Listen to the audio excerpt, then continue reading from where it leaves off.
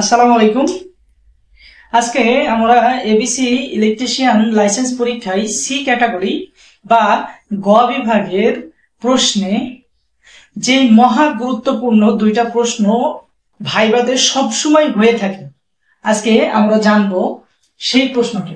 C বিভাগের যে সকল গুরুত্বপূর্ণ প্রশ্ন থাকে তার মধ্যে এটা 100% ধরে, 100 জনের মধ্যে 80 জনকেই ধরে, 80 জনকেই ধরে।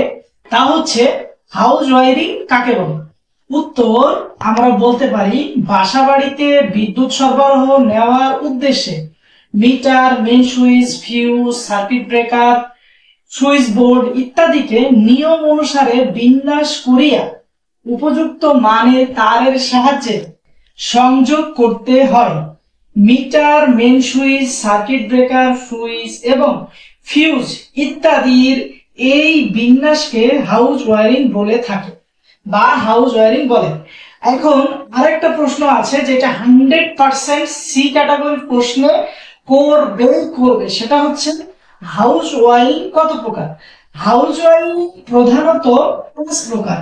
এক হচ্ছে ক্লিট ওয়ারিং, 2 হচ্ছে ব্যাটেন ওয়ারিং, 3 হচ্ছে কেসিং ওয়ারিং, 4 নাম্বার হচ্ছে কন্ডুইট ওয়ারিং, 5 নাম্বার হচ্ছে ট্রাঙ্কিং ওয়ারিং।